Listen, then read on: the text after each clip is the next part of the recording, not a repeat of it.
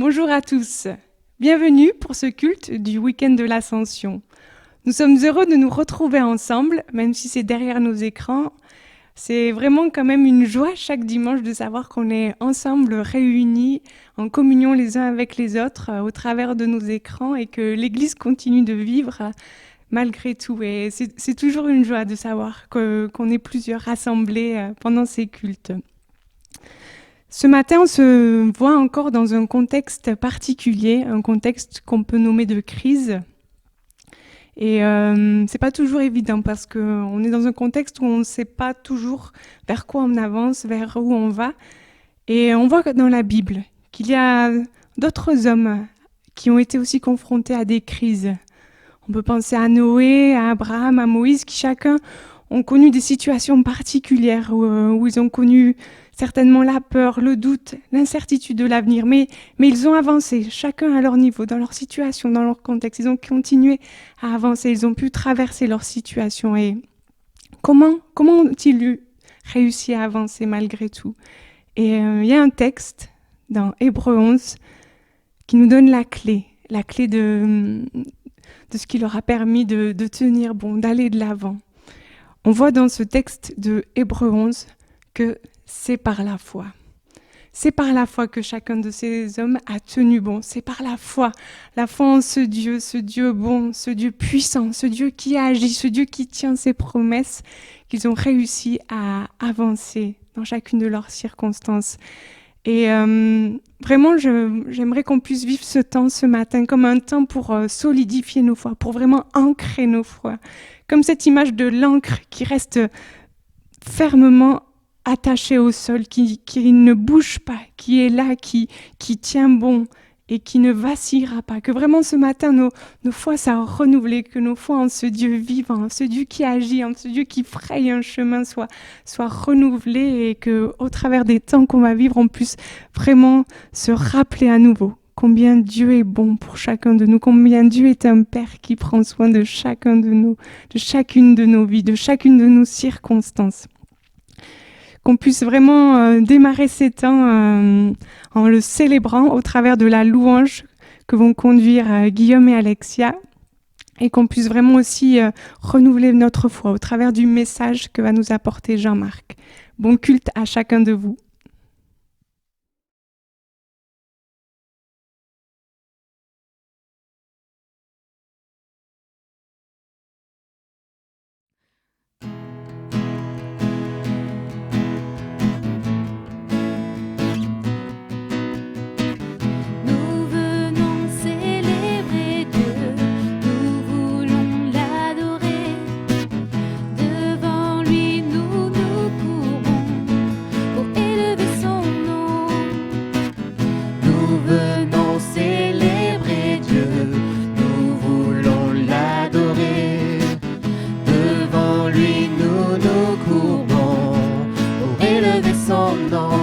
Entrer le roi de gloire, acclamons-le, Dieu de victoire. Il est vainqueur, faisons-lui place. Il est roi et Seigneur. Oh, oh, oh, oh, oh, oh,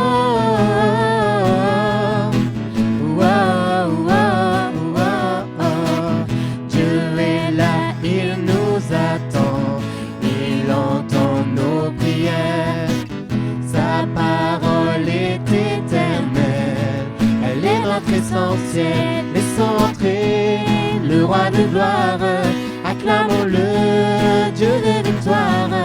Il est vainqueur, faisons-lui place. Il est roi et Seigneur.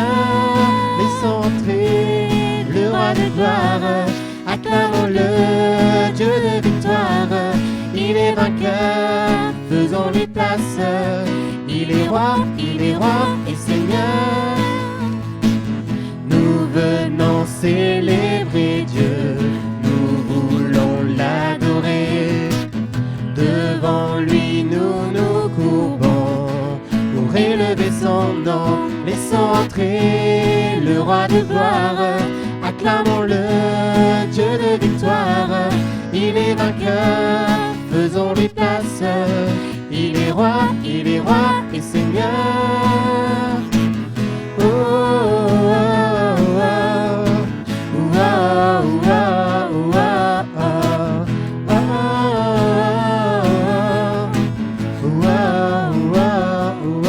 oh. Dieu est là, il nous attend, il entend nos prières. Sa parole est éternelle, elle est notre essentiel. Laissons entrer le roi de gloire, acclamons-le, Dieu de victoire. Il est vainqueur, faisons les places. Il est roi et Seigneur. Laissons entrer le roi de gloire, acclamons-le, Dieu de victoire. Il est vainqueur, faisons les places. Il est roi et Seigneur. Accueillons notre Dieu, il est le merveilleux, glorieux, majestueux. Accueillons notre Dieu, il est le merveilleux, glorieux, majestueux. Accueillons notre Dieu, il est le merveilleux, glorieux, majestueux. Accueillons notre Dieu, il est le merveilleux, glorieux, majestueux. Laissons entrer le roi de gloire, acclamons-le, Dieu de victoire. Il est vainqueur, faisons-lui place. Il est roi et Seigneur. Laissons entrer le roi de gloire, acclamons-le, Dieu de victoire. Il est vainqueur, faisons-lui place. Il est roi et Seigneur. Faisons-lui toute la place. Faisons la place pour le roi des rois, le Seigneur des seigneurs. Nous ouvrons grand nos cœurs à toi, Seigneur. Nous disons, tu es là au milieu de nous, tu es là en nous, tu es là parmi nous. Et nous t'accueillons comme le Seigneur, souverain, le Dieu plus grand que tout, le Dieu élevé au-dessus de tout. Amen.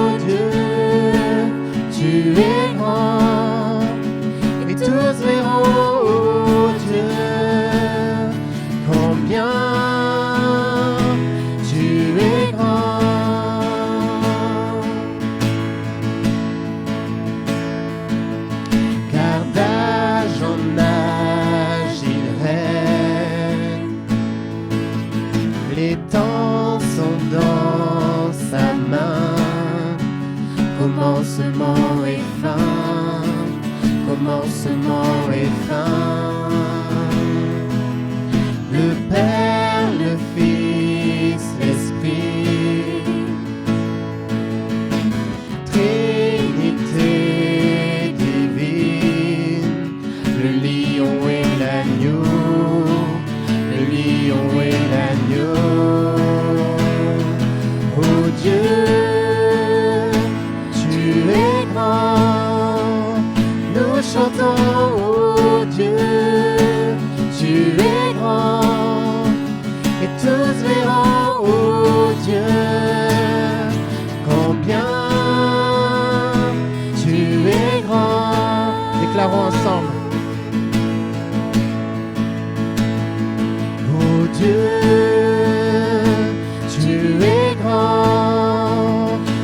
chantons, oh Dieu, tu es grand, et tous verront, oh Dieu, combien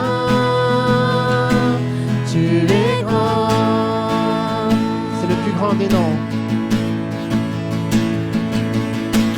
Le plus grand des noms. Tu es digne de louange. Mon cœur s'écrie, oh Dieu, tu es grand.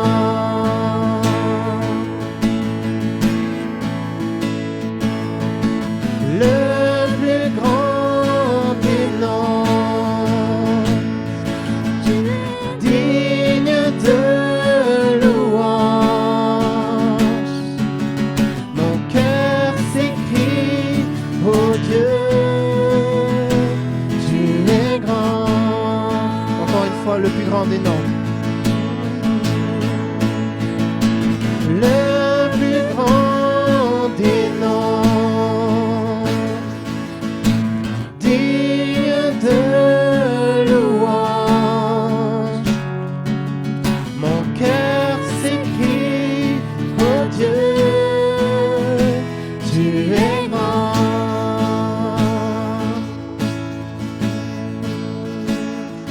Oh Dieu, tu es grand.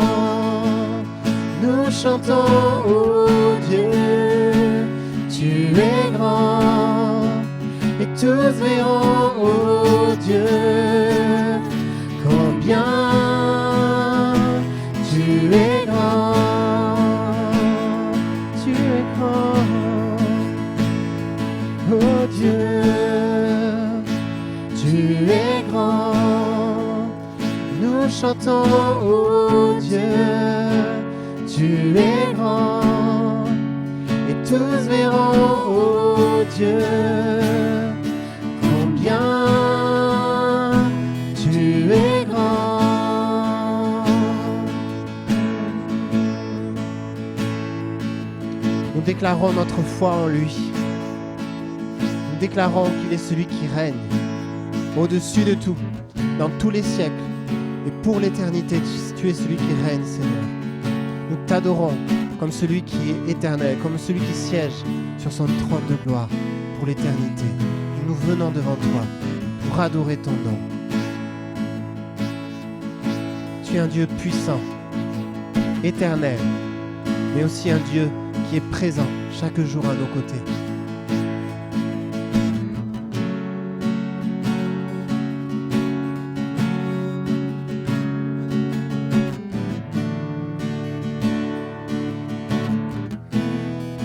Déclarons combien tu es grand, Seigneur, dans ces temps que nous vivons. Élevé au-dessus de tout, Seigneur.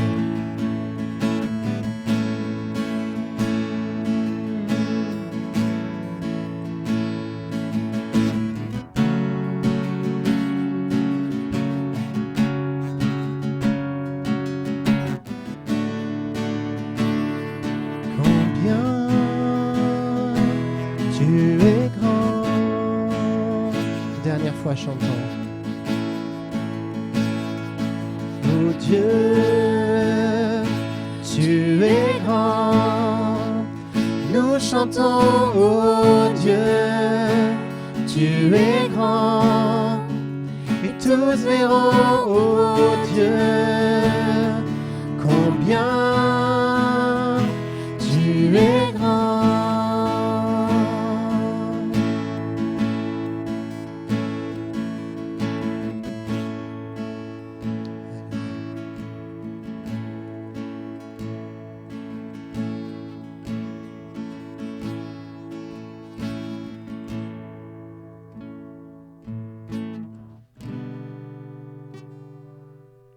Tu es là, présent au milieu de nous, Seigneur.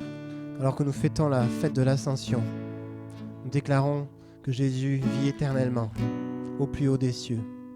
Nous déclarons aussi que par l'Esprit qu'il envoie sur nos vies, il est présent au milieu de nous. Il est présent, il est là, présent, à vos côtés maintenant.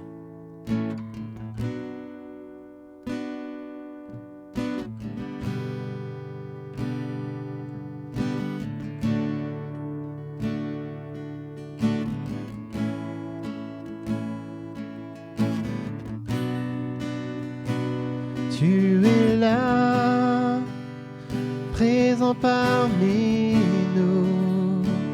Je t'adore, je t'adore.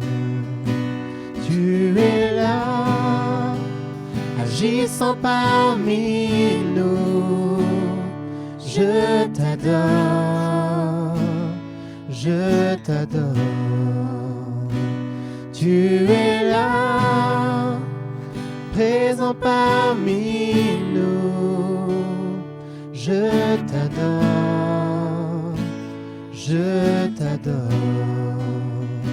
Tu es là, agissant parmi nous. Je t'adore, je t'adore. Chantons, tu es là. Tu es là, présent parmi nous. Je t'adore, je t'adore. Tu es là, agissant parmi nous. Je t'adore, je t'adore. Tu es là, tu es là, présent parmi nous. Je t'adore, je t'adore. Tu es là, agissant parmi nous. Je t'adore, je t'adore. Tu ferais un chemin, tu ferais un chemin au Père des miracles. Tu tiens tes promesses, lumière dans les ténèbres. Oh Dieu, c'est ce que tu es. Tu ferais un chemin au Père des miracles. Tu tiens tes promesses, lumière dans les ténèbres. Mon Dieu, c'est ce que tu es. Tu es là, présent parmi nous. Je t'adore, je t'adore. Tu es là, agissant parmi nous. Je t'adore, je t'adore. Tu es là, agissant parmi nous. Je t'adore, je t'adore. Tu es là, agissant parmi nous.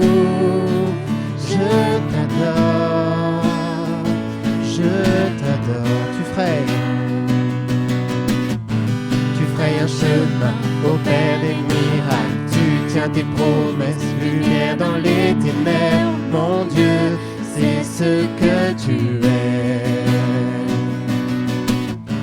Tu ferais un chemin au Père des miracles. Tu tiens tes promesses, lumière dans les ténèbres. Oh Dieu, c'est ce que tu es. Tu ferais un chemin, tu ferais un chemin au Père des miracles. Tu tiens tes promesses, lumière dans les ténèbres. Mon Dieu, c'est ce que tu es.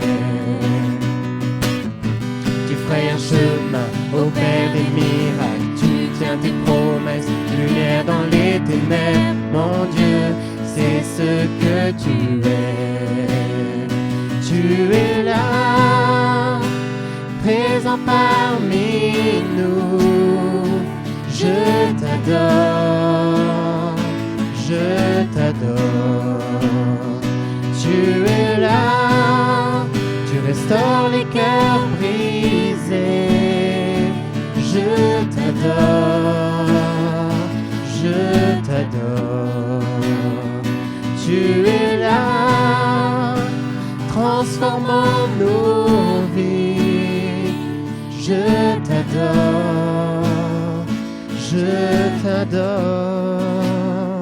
Tu es là, présent parmi nous. Je t'adore, je t'adore.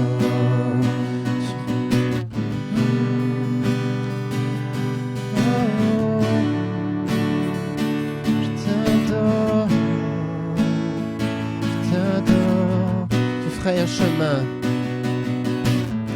Tu ferais un chemin au Père des miracles. Tu tiens tes promesses, lumière dans les ténèbres. Oh Dieu, c'est ce que tu es. Tu ferais un chemin au Père des miracles. Tu tiens tes promesses, lumière dans les ténèbres. Oh Dieu, c'est ce que tu es. Encore, aujourd'hui tu ferais un chemin, Seigneur. Tu ferais un chemin au Père des miracles. Tu tiens tes promesses, lumière dans les ténèbres. Mon Dieu, c'est ce que tu es. C'est ce que tu es. C'est ce que tu es. C'est ce que tu es. Que tu es.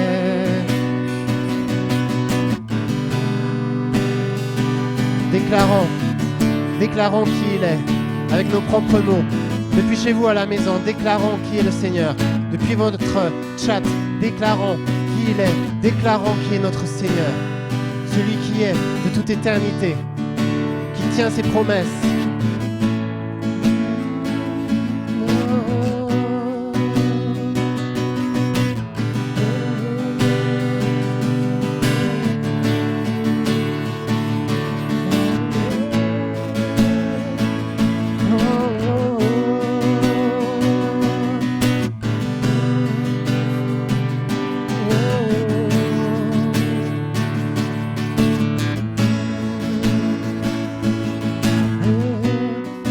Seigneur, avec nous. Tu es avec nous jusqu'à la fin. Tu es présent. Le Seigneur est à nos côtés. Le Seigneur est à tes côtés. Il est là. Il est présent au milieu de nous. Nous l'adorons.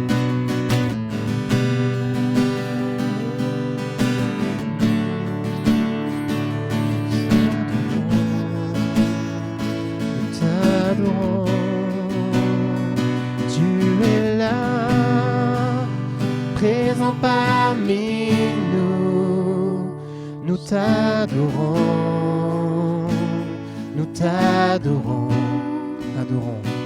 Tu es là, agissant parmi nous, nous t'adorons, nous t'adorons. Ensemble au même cœur, tu es là. Présent parmi nous, nous t'adorons, nous t'adorons. Tu es là, présent parmi nous, nous t'adorons, nous t'adorons. Adorons-le en esprit, en vérité, pendant quelques instants encore.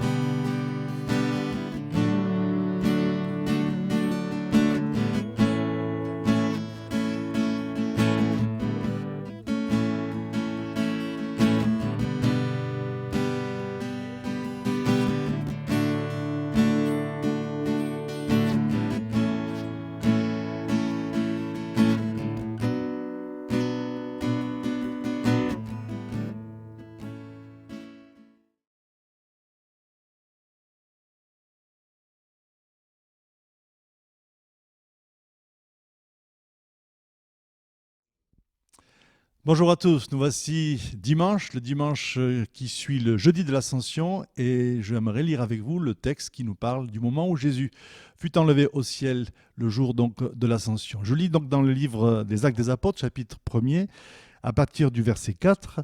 « Comme il se trouvait avec eux, il leur enjoignit de ne pas s'éloigner de Jérusalem, mais d'attendre ce que le Père avait promis, ce dont, leur dit-il, vous m'avez entendu parler. Jean a baptisé d'eau, mais vous, c'est un baptême dans l'Esprit Saint que vous recevrez d'ici peu de jours. » Ceux qui s'étaient réunis lui demandaient « Seigneur, est-ce en ce temps-ci que tu vas rétablir le royaume pour Israël ?» Il leur répondit « Il ne vous appartient pas de connaître les temps ou les moments que le Père a fixés de sa propre autorité. Mais vous recevrez la puissance, car le Saint-Esprit viendra sur vous, et vous serez mes témoins à Jérusalem, dans toute la Judée et en Samarie, et jusqu'aux extrémités de la terre. » Après avoir dit cela, pendant qu'il regardait, il fut élevé et une nuée le déroba à ses yeux. Et comme il fixait le ciel pendant qu'il s'en allait, deux hommes en habit blanc se présentèrent à lui et dirent « Homme de Galilée, pourquoi restez-vous là à scruter le ciel ? Ce Jésus qui a été enlevé au ciel du milieu de vous viendra de la même manière que vous l'avez vu aller au ciel. » Rien ne sera plus jamais comme avant. Cette affirmation, on l'a entendue maintes et maintes fois depuis plusieurs mois et même jusqu'au plus haut sommet de l'État. Sans trop savoir d'ailleurs pour les uns et les autres ce que cela voulait dire précisément. En tout cas, elle exprime bien une volonté de changement, un désir, un rêve, une aspiration à ce que les choses bougent. Le texte que nous venons de lire, finalement, nous ramène à une époque où beaucoup de gens s'attendaient, pensaient, espéraient que justement tout allait changer. Des espérances, des désillusions, des rebondissements, ils en avaient vécu, ces disciples. Après avoir suivi Jésus pendant plus de 3 ans, ce Jésus qui avait soulevé tant d'espérances, voilà qu'il y a seulement 40 jours de cela, ils se sont retrouvés devant la croix. Moment terrible, précédé de jours sombres. L'arrestation, le faux procès, les insultes, les trahisons, et puis la crucifixion. Le souvenir était encore bien présent dans leur esprit. 3 jours de ténèbres, 3 jours d'épaisses ténèbres. Et le 3e jour, revirement de situation. Jésus est ressuscité. Ils l'ont retrouvé et avec lui, toutes leurs espérances reprenaient vie. Et voilà que depuis 40 jours maintenant, ils sont avec lui. Plus de foule, plus de miracles à part la pêche miraculeuse. 40 jours de proximité pendant lesquels il les enseigne. 40 jours d'intimité, presque de confinement. Il leur parle du royaume de Dieu, l'espérance ultime qu'ils portent tous, l'espérance de tout un peuple. Ah, les choses allaient vraiment changer, enfin. Pourtant, ce n'est pas encore tout à fait pour aujourd'hui, leur dit Jésus en réponse à leurs questions. Il y avait encore d'autres choses à vivre. Et il leur parle ici, au début de notre lecture, de l'effusion de l'Esprit, le couronnement de l'œuvre terrestre de Jésus. C'est la Pentecôte qui interviendra 10 jours plus tard pour nous dans une petite semaine maintenant. Un événement à partir duquel rien ne sera plus jamais comme avant. Et puis pendant qu'il leur parle, pendant qu'il les bénissait, nous dit l'évangéliste Luc à la fin de son livre, une nuée le dérobe à ses yeux et à leurs yeux, et Jésus est enlevé au ciel. En fait, ce moment-là, qu'on appelle l'ascension de Jésus, c'est un moment clé dans l'histoire de ceux qui l'ont vécu, mais dans l'histoire du monde, et pour nous tous aussi. Un événement clé à partir duquel, justement, plus rien ne sera comme avant. En effet, parmi les grands événements qui marquent l'Évangile et notre foi chrétienne, des événements qu'il faut voir tous ensemble, il y a l'incarnation, bien sûr, le moment où le Fils de Dieu vient revêtir un corps comme le nôtre, s'identifier à nous. La crucifixion que je viens de rappeler, dont Jésus dira « C'est pour cela que je suis venu, donner ma vie en rançon pour beaucoup ». Puis la résurrection, le moment où la mort a été vaincue, où un nouveau jour s'est levé pour tous. Enfin, la Pentecôte, cette venue de l'Esprit, selon la promesse, mais juste avant la Pentecôte, l'ascension que nous venons de célébrer occupe une place particulière. En quoi l'ascension peut-elle faire que rien ne sera plus jamais comme avant ? En quoi l'ascension a-t-elle changé ? Peut-elle encore changer les choses pour vous, pour moi, pour nous tous ? Quel est donc le sens de cet événement qui, semble-t-il, a un peu moins de retentissement dans la culture chrétienne que les autres ? On peut dire tout d'abord que la résurrection de Jésus, que l'on célèbre à Pâques avec tant de joie et tant de fêtes, finalement n'est pas une fin en soi. Ça n'était pas le seul but de sa venue. Après avoir accompli sa mission, c'est-à-dire mourir pour les péchés de l'humanité, le Seigneur devait maintenant se présenter à Dieu son Père et retrouver la place qu'il occupait avant de venir sur la terre. Il le dira dans la prière qui a précédé son arrestation, « Père, glorifie-moi auprès de toi de la gloire que j'avais auparavant. » Le Seigneur citera lui-même à plusieurs reprises dans ses discussions, dans ses échanges avec les disciples, avec le monde religieux, le psaume 110. Ce psaume 110 dans lequel le psalmiste nous entrevoit la façon dont Dieu le Père accueille son Fils à ce moment précisément de la résurrection.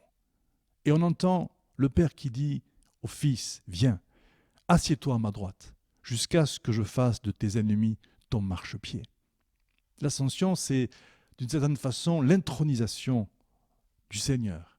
Il est devenu, après sa victoire sur la mort, sur les ténèbres, sur les principautés, les dominations, après sa résurrection, il est devenu là le roi des rois, le Seigneur des seigneurs.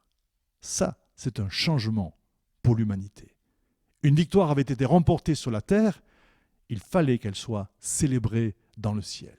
Imaginez la ferveur des anges quand le Fils de Dieu est revenu et rentré dans la gloire.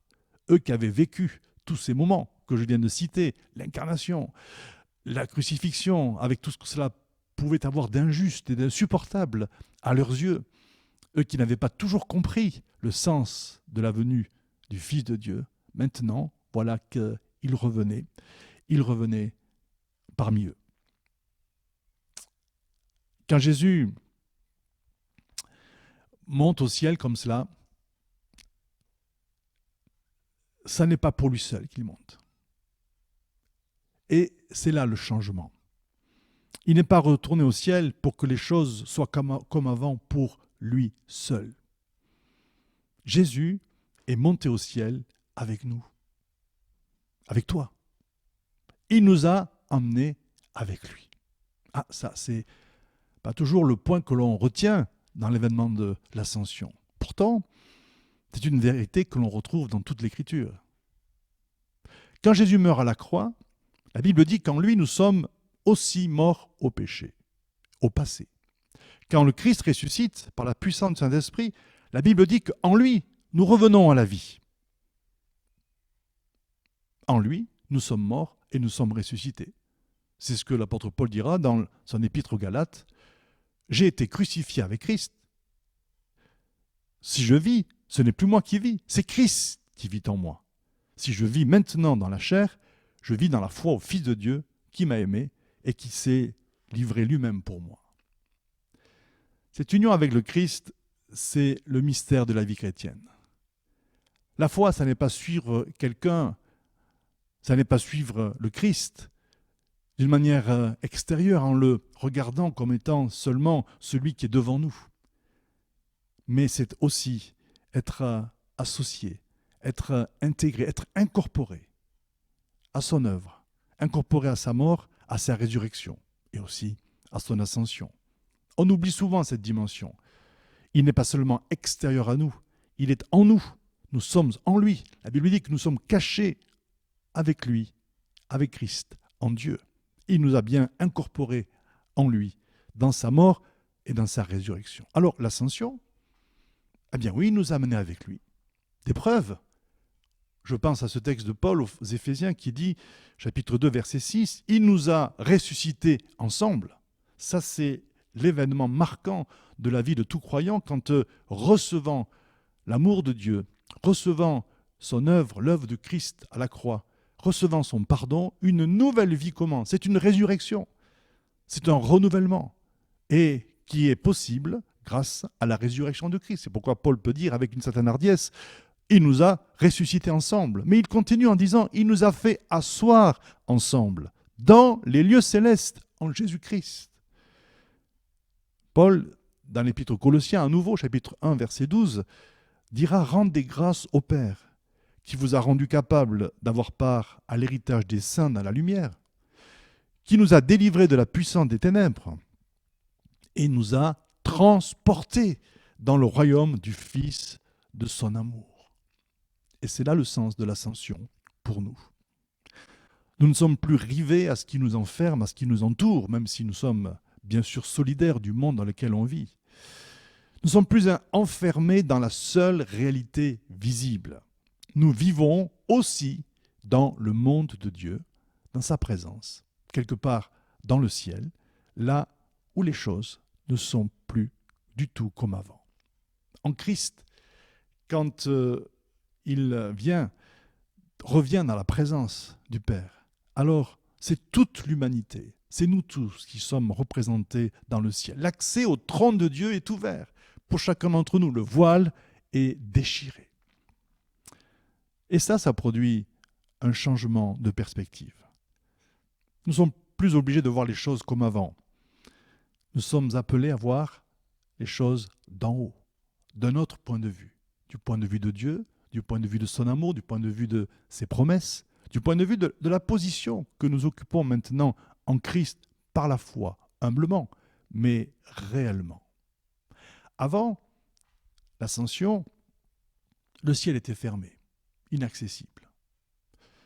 Après, maintenant, nous pouvons nous approcher avec assurance du trône de la grâce. Le chemin est ouvert. Nous avons un souverain sacrificateur qui a traversé les cieux.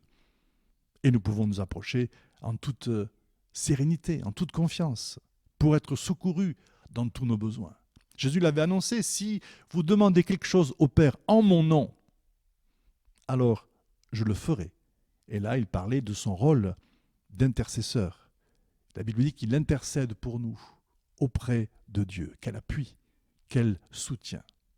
Avant, chaque difficulté du quotidien pouvait représenter pour nous une montagne, représenter réellement une montagne qu'il fallait, un obstacle qu'il fallait surmonter. Maintenant, grâce à notre nouvelle position en Christ, même s'il y a des montagnes, même s'il y a des obstacles, la Bible dit, à travers, entre autres, le prophète Habacuc, « Je veux me réjouir en l'Éternel. Je veux me réjouir dans le Dieu de mon salut. L'Éternel, le Seigneur, est ma force. Il rend mes pieds semblables à ceux des biches. Il me fait marcher sur mes lieux élevés. » Les montagnes ne sont plus des lieux à gravir péniblement, des épreuves à surmonter douloureusement, mais nous pouvons, malgré parfois la douleur et la souffrance, nous pouvons aussi les traverser avec la force qu'il nous donne, qui change toutes choses, qui change bien des choses et qui nous permet ainsi, dans les moments difficiles, d'être au bénéfice de son soutien, de son amour et de sa proximité. Alors, bien sûr, tout cela peut paraître irréaliste. Comment assumer, comment vivre le quotidien tout en sachant, tout en croyant que nous sommes aussi dans une autre position, nous vivons dans un autre univers, dans un autre monde, celui de Dieu. C'est le combat de la foi, c'est le combat du quotidien. Et nous avons quelque part ce conflit en nous, bien souvent, mais à nous de choisir, à nous d'exercer nos nouveaux droits et à vivre cette position maintenant en Christ, au quotidien. Des fois, on ressemble un petit peu à ses disciples, je reviens vers eux, auxquels les anges disent « Pourquoi vous arrêtez-vous à regarder le ciel ?» En effet, alors qu'ils étaient avec Jésus, tout d'un coup, il leur est enlevé. Il fut dérobé à leurs yeux et le ciel devient un lieu fermé. Et c'est parfois ce qui peut nous arriver à cause de la souffrance, à cause de nos doutes, de nos craintes. On peut regarder parfois au ciel comme s'il était fermé, comme si le Christ avait été dérobé à nos yeux.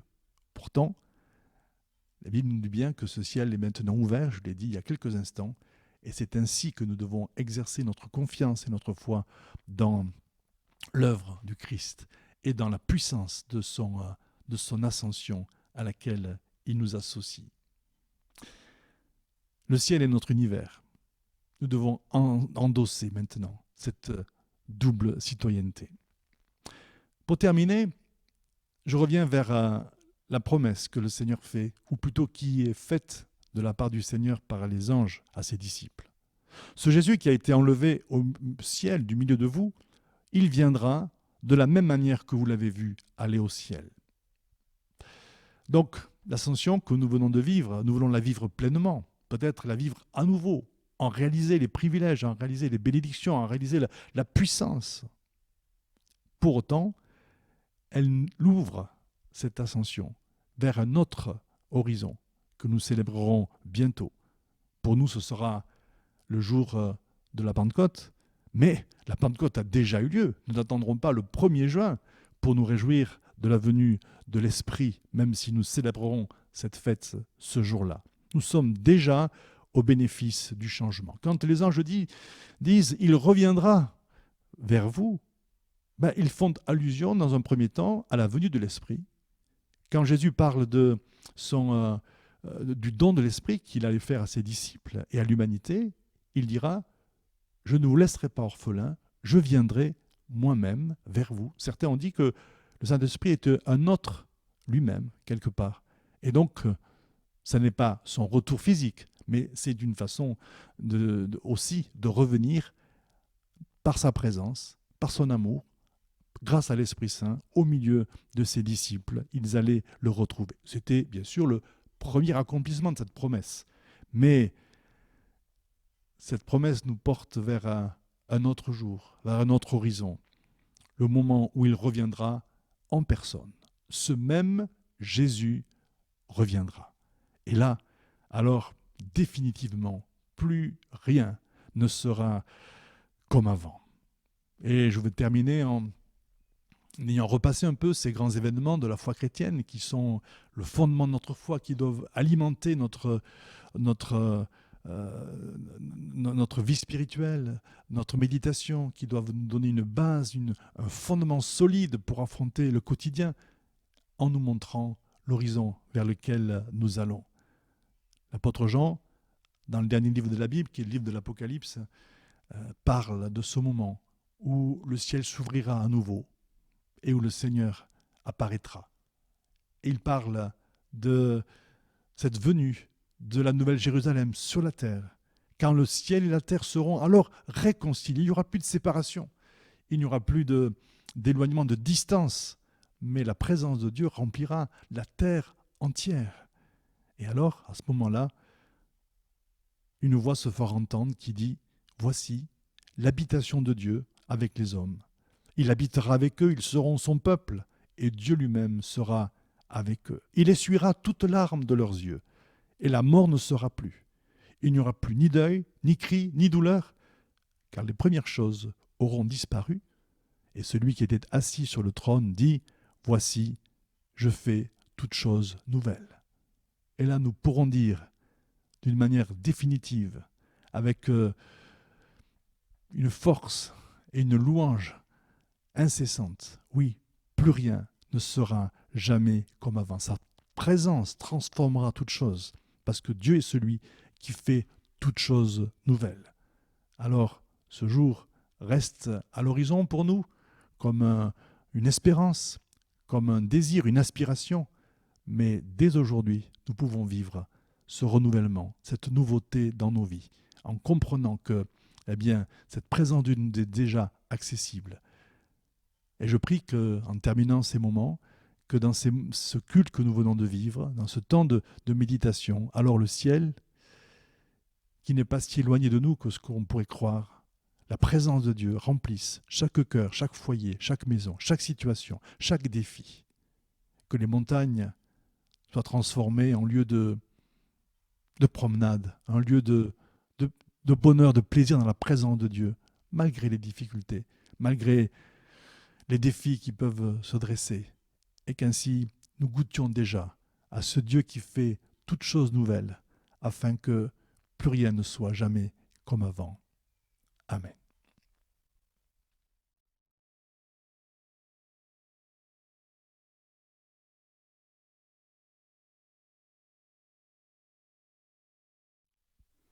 Merci Jean-Marc pour ce message encourageant qui nous donne vraiment une perspective riche de ce qu'est l'ascension, à la fois pour nos vies aujourd'hui et pour aussi nos vies futures. Alors nous nous retrouverons dimanche prochain, non pas sur YouTube ce coup-ci, mais sur Zoom. Vous recevrez toutes les informations concernant cette rencontre par mail. Alors si vous ne recevez pas les mails de l'Église, vous pouvez nous contacter par le site internet de l'espace Bethesda. Et vous nous dites que vous êtes intéressé pour participer à ce culte. Vous recevrez toutes les informations qui vous permettront de vous connecter. Vous êtes les bienvenus. Nous vous souhaitons à chacun un bon dimanche et on se dit à bientôt. Je n'ai rien à craindre, car tu es là. Tu chasses toutes mes peurs. Je n'ai rien à craindre, car tu me tiens. Mon cœur est dans la paix. Je n'ai rien à craindre.